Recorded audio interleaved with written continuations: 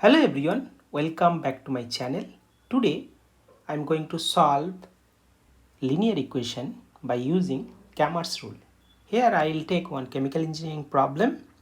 That problem is based on that blending of three liquid feed stream. Here is the basic idea. So let's us learn Cramer's rule using a simple chemical engineering blending problem step by step. So the idea is very simple here.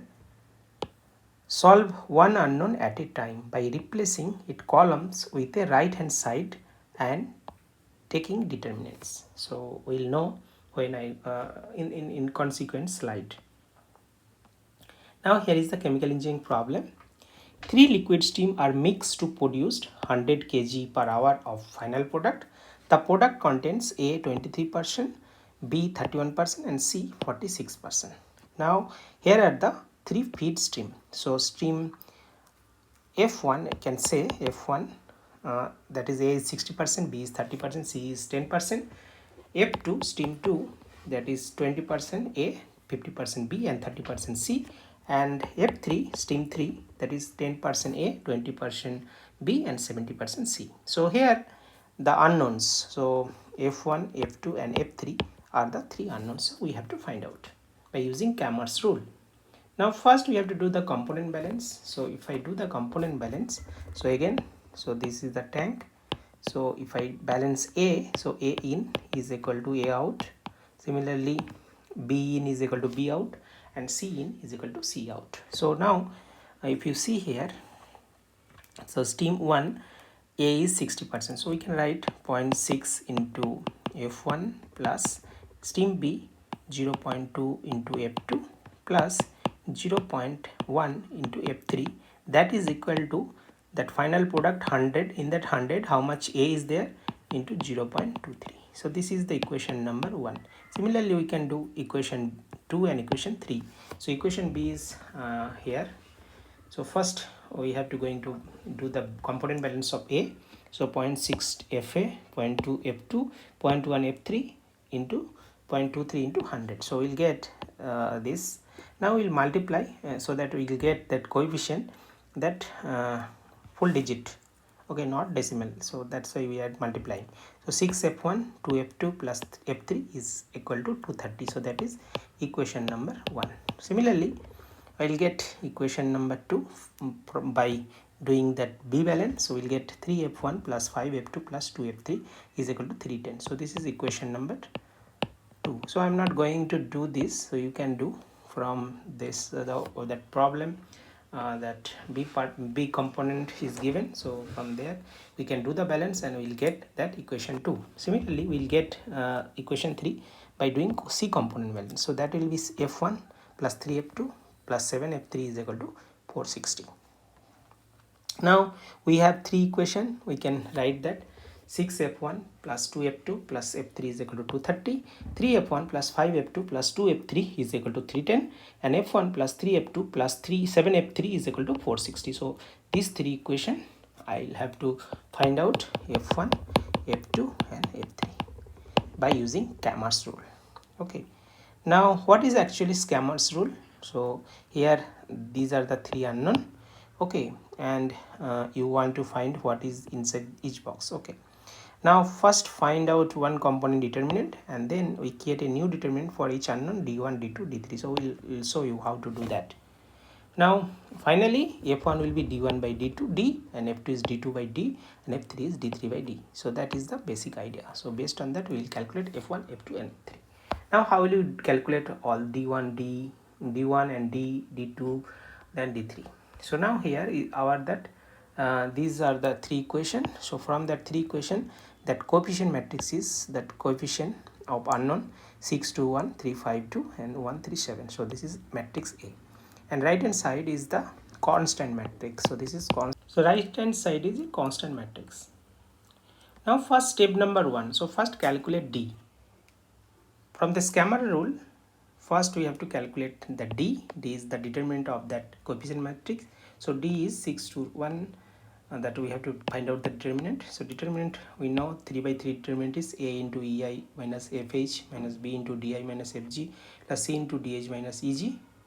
Okay, so based on that we can easily calculate the determinant of this matrix. Okay, so now here I hope determinant you can easily calculate. 6 into 5 into 7 minus this. Okay, so based on that we can calculate the determinant 140. Okay, so these are the matrix. Okay, so in that matrix we are calculating the determinant. So determinant we got, that is 140.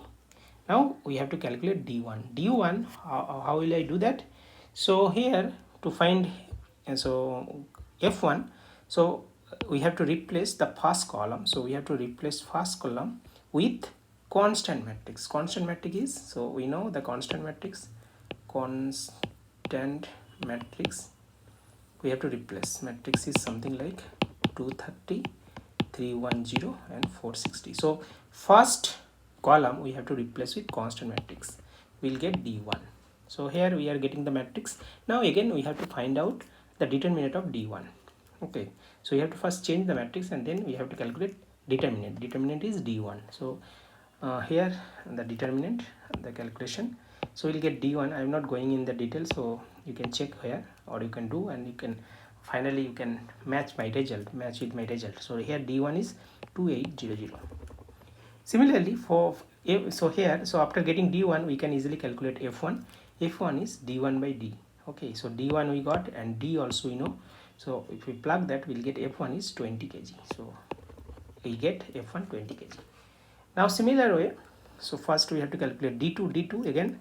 So now here original matrix we have the A matrix, so now we are replacing that column 2 with constant matrix. Okay, and we have to calculate the determinant. So here we'll get the determinant. So determinant is here is d2 is 4200.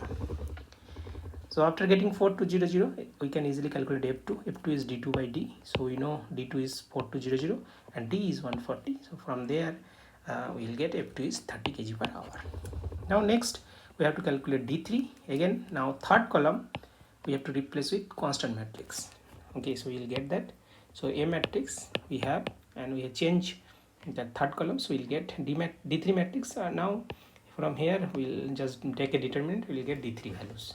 So we'll do that, we'll find the determinant here using the determinants rule. So we'll get d3 is 7000. Now we can calculate f3 is f3 by d. So f3 we got, and d also you know 140, so I'll get 50 kg per hour. So final answer is f1 20 kg per hour, f2 30 kg per hour, f3 50 kg per hour. So now if I add all f1, f2, f3, so we'll get 100 kg per hour, means our answer is correct. Now here is the memorytic Cramer's rule. So we have ax is equal to b. So first we have to calculate d. D is nothing but that we have to find out the determinant of a. Then to find and replace, so first column we have to replace with that constant matrix b. Okay, we'll get d1. So again we have to calculate d1, means determinant of that after changing that column 1, and then d1 by d will get f1. Similarly we'll get f2 and f3. So here the tricks is don't replace row, replace only column, remember that. And then here is the complete calculation at a glance. So this is actually A matrix, so that d determinant of A, so 140. Now we are replacing that column 1 with constant matrix, and we'll get, and then we calculate the determinant, so that is 2800. Now next is d2, again replacing constant matrix with column 2, we'll get 4200, and then d3, so third column we are changing, we'll get 7000. So now therefore f1 will get, so that is d1 by d, this is nothing but d2 by d, and this is nothing but d3 by d. So we'll get 20, 30, 50. Okay, so here you have to remember, replace one column at a time, calculate determinant and divide it by d. So this is, you can remember, okay, if you want to apply Cramer's rule for linear equation. So here is the important notes. So Cramer rule is excellent for teaching and for a small 2x2 and 3x3 system, but for large engineering system, methods such as LU decomposition and Gauss elimination are generally more computationally efficient. So that you have to remember. That's it. Thank you.